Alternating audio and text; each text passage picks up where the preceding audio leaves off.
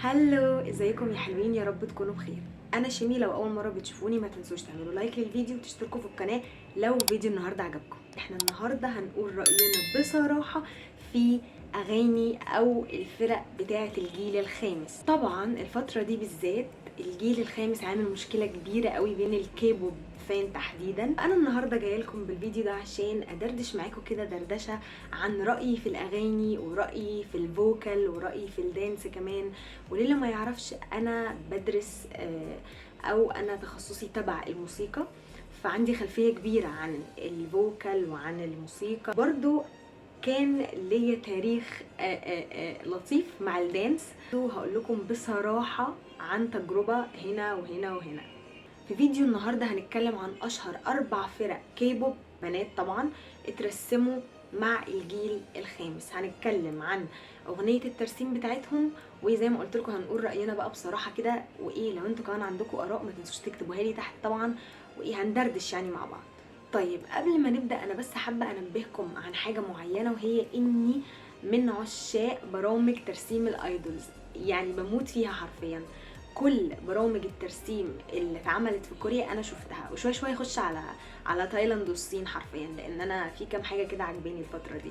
المهم ان اي فرقه هتكلم عليها في فيديو النهارده انا شفت وتابعت برنامج الاقصاء بتاعهم، ويعني متابعهم من بدايتهم، يعتبر من اول ما كانوا مشتركين او متدربين في البرنامج لحد ما ترسموا وبقوا في فرقه حاليا. طيب اول فرقه اتكلم عنها هي يونيس. اللي ما يعرفش الفرقه دي اترسمت من خلال برنامج يونيفرس تيكت. البرنامج ده برنامج اقصاء طبعا، والفرقه دي اترسمت منه. هم 8 عضوات تحت شركه اسمها F&F انترتينمنت. طبعا هم اترسموا يوم 24/3 السنه دي، واغنيه الترسيم اسمها سوبر وومن، لازم تشوفوها. طيب الجروب ده في إثارة جدل كبيرة عنه، لأن سن المتدربات صغيرين، سوري سن الايدولز، خلاص بقى ايدولز. سن الايدولز في الجروب ده صغير قوي، بس في كوريا الحاجة دي عادي عندهم. في ناس بتتقبلها وفي ناس ما بتتقبلهاش، بس انا بقول لكم رأيي بصراحة. انا بصراحة ما بتقبلهاش بنسبة 100%. طول البرنامج انا كنت متابعة البنات بصراحة. هما يعني اللاين اللي اترسم قوي وكويس جدا، يعني مفيش حد فيهم تقريبا صوته وحش او صوته ضعيف، لان اللي اختارتهم هي سي جونج. اللي ما يعرفش سي جونج اكيد انتوا كلكم عارفينها طبعا، يعني مش هحكي عنها لان هي معروفه قوي من غير ما احكي. هي اختارت الاصوات بعنايه. في البرنامج ده لجنه التحكيم كان ليها الاحقيه الكبيره ان هي تختار الاصوات، يعني مع برضو اختيار الجمهور. بس طبعا سي جونج اصلا صوتها قوي وشاطره، فاللي هتختاره هيبقى ممتاز. ودي فعلا حقيقه. عايزه اقول لكم ان اصغر واحده فيهم تقريبا عندها 13 سنه، اسمها سيوون. بجد البنت دي جباره، صوتها جبار بمعنى، يعني بمعنى الكلمه. صوتها اصلا لوحده جايزه يعني بجد. هم كلهم اصواتهم حلوه بصراحه. انا البايس بتاعتي من يونيس هي جيلي، قمر، جميله، موديل كده، بحسها جذابه قوي بغض النظر بقى عن اي حاجه، بس هي بتجذبني كده. كل ما بشوفها بحس ان هي تنفع تكون ايدول قوي. الكونسيبت بتاعهم عموما كان عجبني بصراحة. عجبتني الالوان، عجبني اللبس اللي كانوا لابسينه، عجبني اصواتهم في الام في او في الاغنية. الرقصة جميلة قوي وكيوت. يا رب بس يفضلوا على نفس الكونسيبت ده، او يعني لو هيغيروا ما يعملوش حاجة توقعهم زي كيبلر لما عملوا كونسيبتات كانت مش لايقة او خلت الناس تمل منهم، نزلوا شويه او شهرتهم قلت شويه والناس ما بقتش تتابعهم زي الاول. فانا ما عنديش مشكله مع التيم ده الا صغر السن. يعني دي هي مشكلتي الوحيده تقريبا، او الحاجه اللي مش عاجباني. بس في نفس الوقت اتمنى ان هم يكونوا كويسين، يعني ما يكونوش ان هم حطوا في ضغط في السن ده يبقى صعب عليهم قوي. فاتمنى لهم ان هم يبقوا بخير يعني.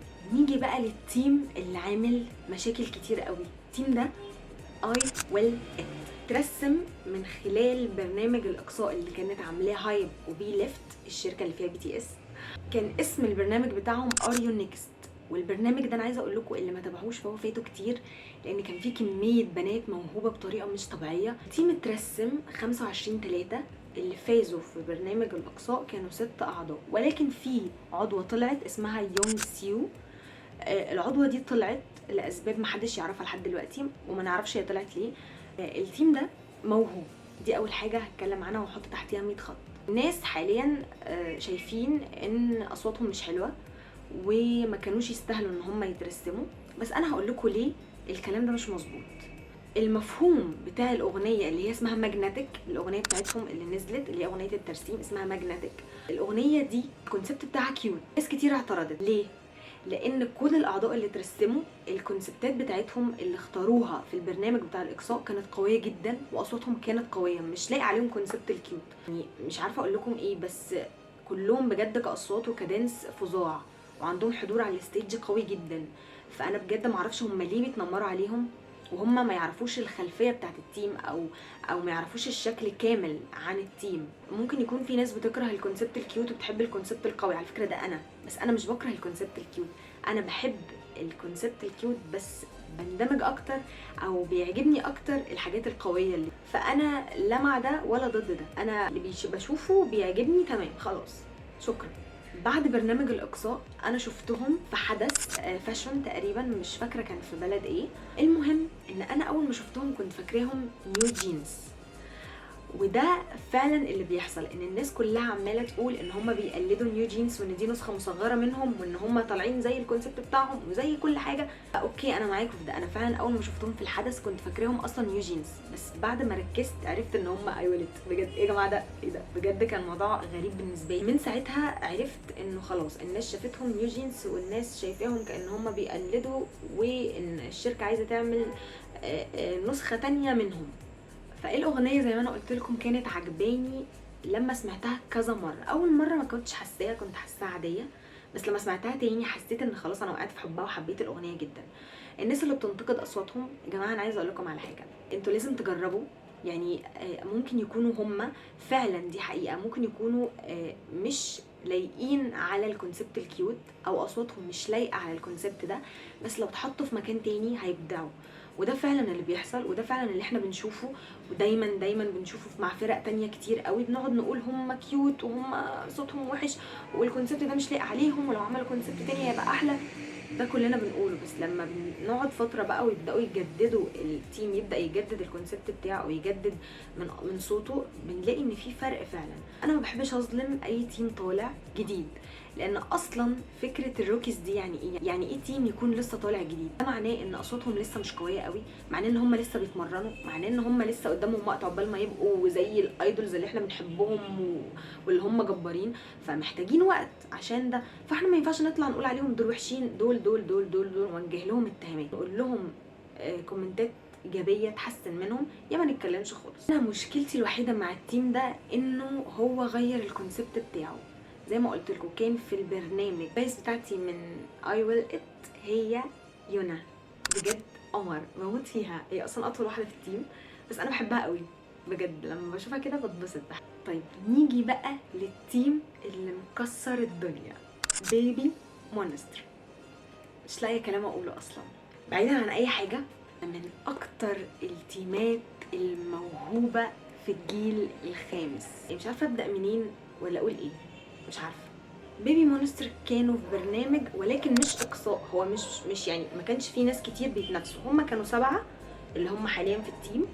كانوا واي جي تحت شركه واي جي، فكان مدير الشركه بيختار وبيمرنهم عشان يبقوا تيم جديد من البنات في الشركه. هو كان عباره عن ال7 اعضاء اللي هم حاليا فيه، وهو كان بيلعب شويه معاهم، يعني كان ايه يعني عايز يرسمهم كلهم بس كان يقعد يقول في الاول انا عايز ارسم 4، عايز ارسم 5، كان بيلعب باعصابهم يعني، بس هو في النهايه رسمهم ال7.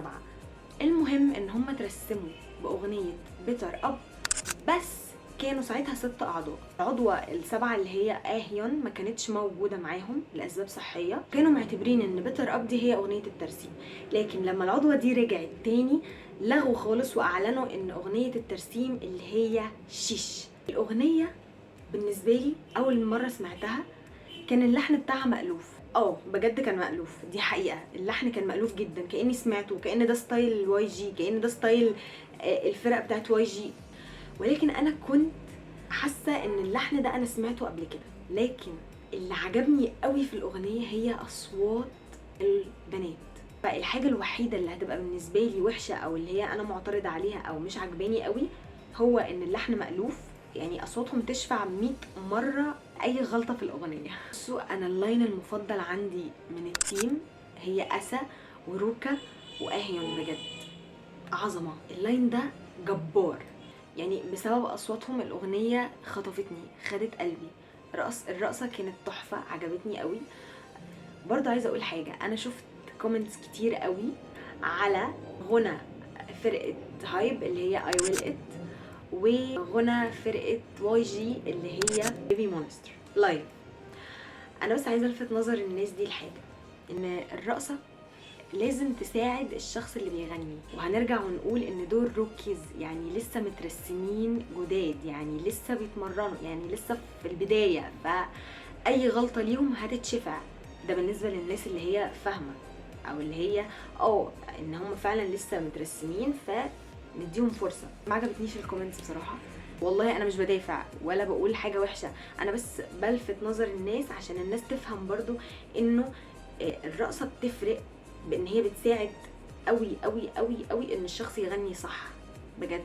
فانا بس حابه اوجه كلمه اخيره، انه احنا لازم نكون رأفة شويه مع الناس دي، او مع الفرق اللي بتترسم جديد دي، عشان بجد احنا جربنا حاجات كتير كمجتمع كيبوبي بقى لطيف، جربنا حاجات كتير سلبيه، جربنا ان الكومنتات السلبيه بتاثر وبتاذي نفسيا وجسديا.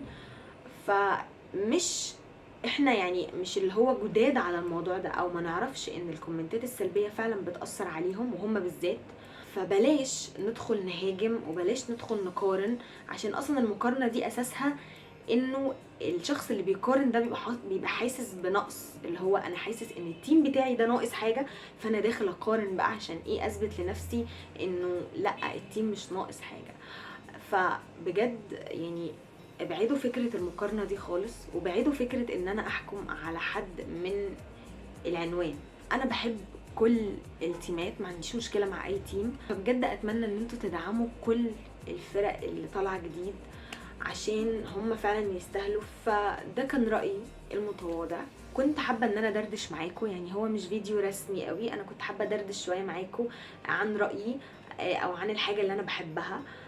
كنت عايزة اقول لكم برضو عن الحاجة اللي ضايقتني او الحاجات اللي انا شفتها، زي المقارنة، وزي ان هم يدخلوا يهاجموهم ويقولوا صوتهم ومش صوتهم ويقارنوا ده بده. يعني هو اي نعم احنا كفندومات قديمة اتعودنا على المقارنة وشفنا المقارنه كتير، بالذات مع بي تي اس وبلاك بينك. طبعا معروفه، انا مش هتكلم في تفاصيل، بس معروفه ان الارميز والبلينكس دايما كانوا بيتخانقوا مع بعض وبيقارنوا بي تي اس ببلاك بينك. فانا بصراحه كنت مسالمه جدا، انا ما بقارنش، ما بحبش اصلا المقارنه، لان دول حاجه ودول حاجه تانية خالص. يعني بجد، يعني ده مفهوم وده مفهوم، دول ولاد ودول بنات. لازم لازم لازم الناس تفهم النقطه دي كويس قوي، بالذات فان الكيبوب لازم يفهموا ان بلاش مقارنات، بلاش نحط نفسنا في الزون دي، عشان مش هنستفيد حاجه وهنضيع وقت بعض على الفاضي وهنقول لبعض كلام سلبي على الفاضي، فملهاش اي لازمه بجد. اتمنى ان انتوا تكونوا اتبسطتوا واستمتعتوا بفيديو النهارده، وانا عايزه اسمع رايكم بصراحه، عايزه اسمع رايكم عن الفرق عموما اللي انا جبت سيرتها دي، ولو في حد فيكم ستان لاي فرقه يقول لي، ولو في اي معلومه انا قلتها غلط برضو يقول لي، لو في معلومه زياده برضو يكتب في الكومنت عشان الناس تستفيد والناس تعرف. لو حد عايز يعرف الفرقه دي او كده يبدا يشجعهم ويبدا يعرف عنهم معلومات. وما تنسوش لو عجبكم الفيديو واستمتعتم بيه ووصلتوا للنقطة دي من الفيديو، انا بشكركم طبعا اولا، فاعملوا لايك واشتركوا في القناة لو انتوا لسه ما اشتركتوش، واكتبوا لي كومنت لطيف يشجعني ان انا اكمل. وكمان لو حابين اي فكرة معينة او اي تحدي معين، اي نوع من الفيديوهات، اكتبوا لي تحت في الكومنتات برضو، وانا بجد بشوف الكومنتس وببقى مبسوطه قوي بالكومنتات بتاعتكم. فما تنسوش تكتبوا لي اي فكره انتوا حابين تشوفوها في القناه، او حاجه جديده حابين نجربها او اعملها. وما تنسوش طبعا تتابعوني على الانستجرام وعلى التيك توك، واشوفكم في فيديو جديد. باي.